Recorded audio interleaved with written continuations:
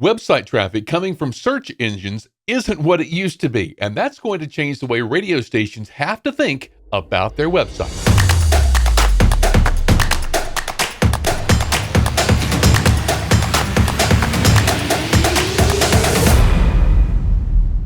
So I was reading an article this week, and you may have seen it in Radio Inc. about Town Square Media.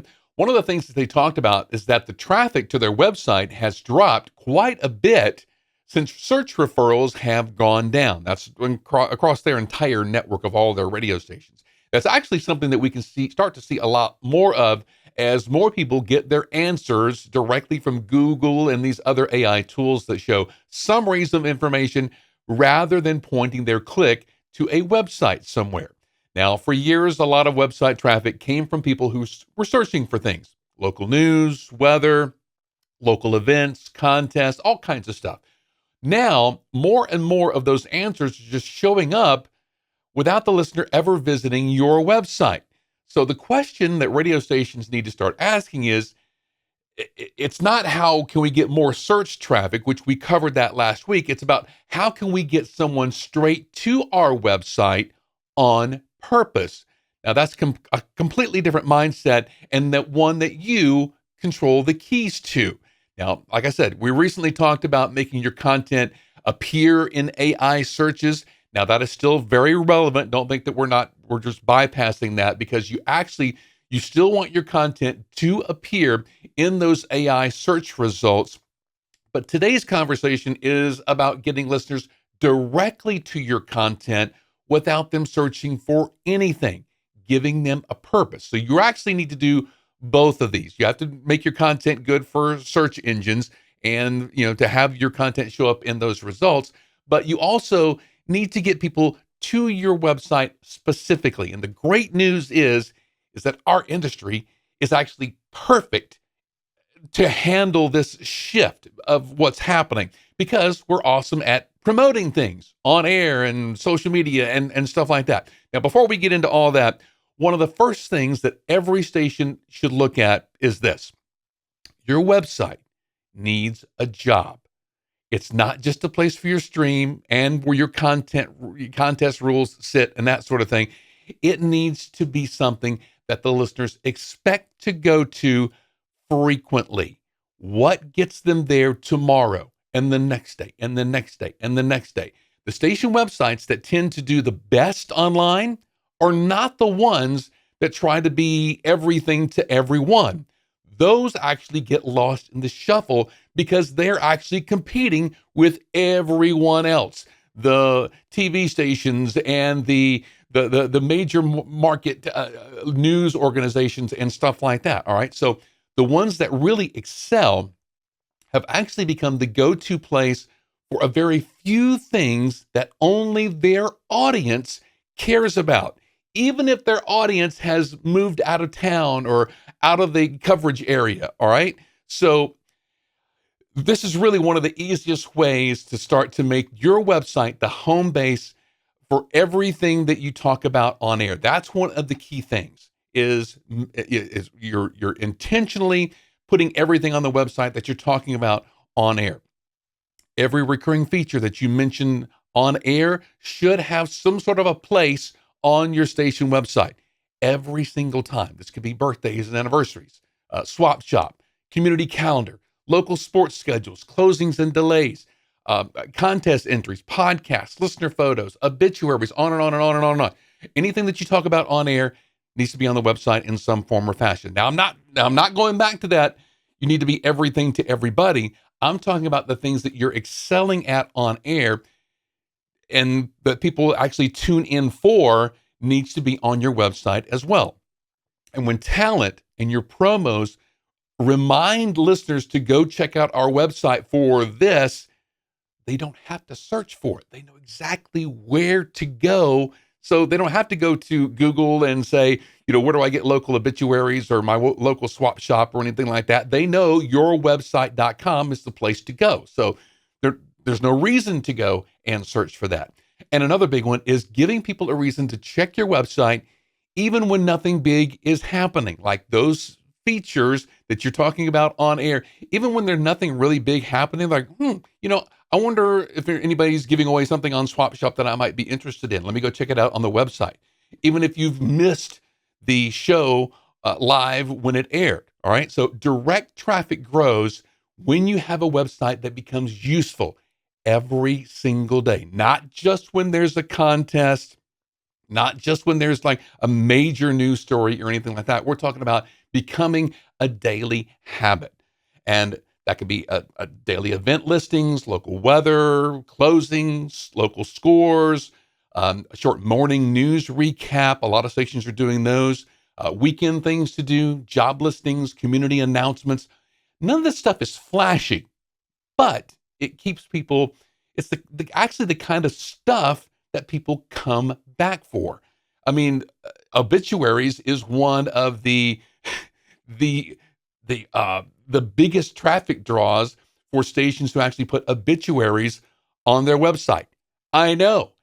I have no idea why, but it is. I know a couple of websites that people keep coming back to it day after day after day just because they've opened up comments.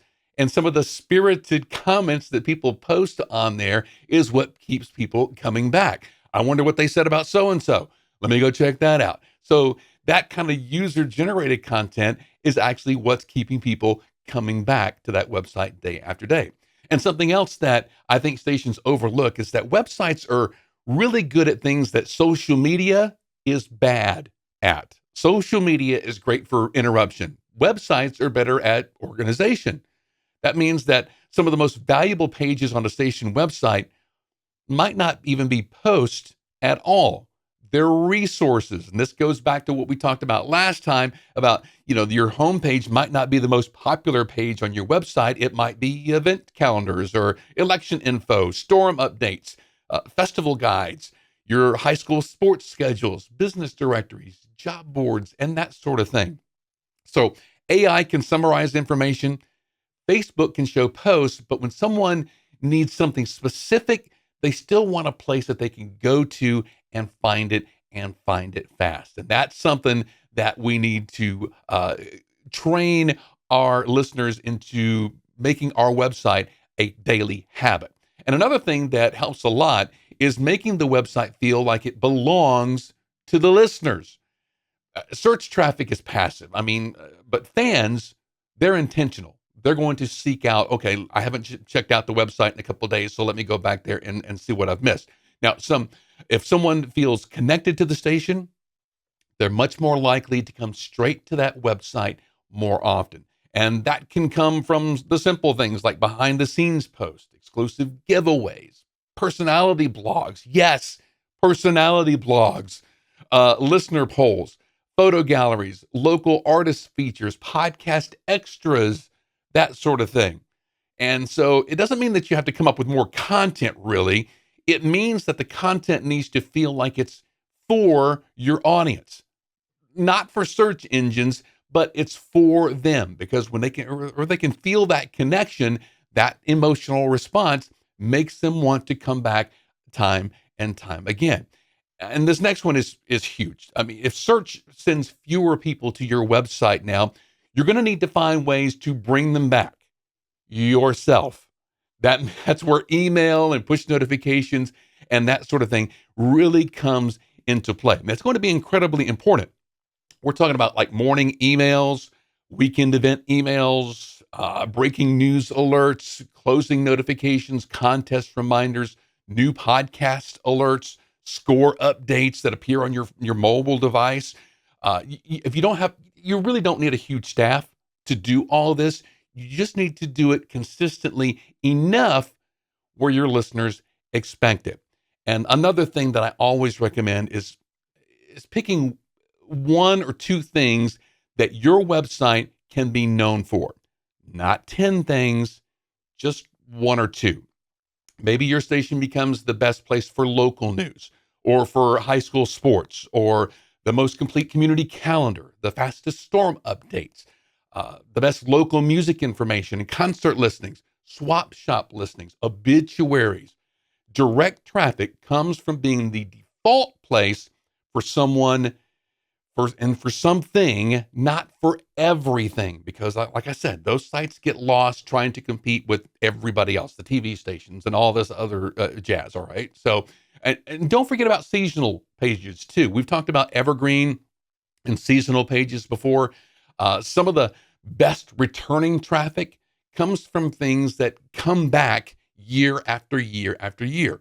We've seen stations do like county fair guides, football season pages that are actually sponsored, Christmas light maps, election centers, graduation coverage, storm centers, the summer concert guides, the best of your town. There's all kinds of things that you can do that are seasonal, and some of those are actually evergreen. They don't, maybe they change just once a year. And so that kind of stuff is very easy to promote on the air. It's easy to sell, it's easy to remember, and very easy for listeners to get back without having to search where they got that information from. They know exactly where they got it from because they probably have it bookmarked because it meant so much to them. At the end of the day, if AI keeps more people inside of search results, radio station websites can't depend on discovery the way that they used to. But radio has always been and had the advantage here because radio is built on familiarity, on connection, on being a part of someone's daily routine. We've talked about that habit. Websites can work the same way for them. Now, the stations that stay strong online won't be the ones with the most articles and the most content. They'll be the ones that give listeners a reason to come back on purpose. That means a lot of this will depend on how important you make the website sound on air. Because if it's not important to you, that importance is going to trickle down to your audience. So if it's not important to you, it's probably not important to your audience. And they have no reason to come back day after day after day. All right. So that is really going to depend on you making it sound big, making sure that all of your talent are promoting the website, that you have promos running throughout the day, giving specific information on why they should go to the website, not just, and hey, check us out online at wxyz.com. It's got to be specific information that you're sending them to. All right.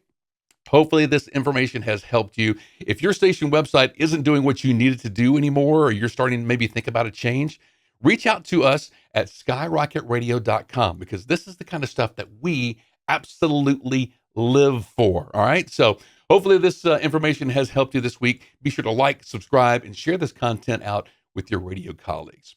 Have an awesome week online making your radio station website better. We'll see you next time.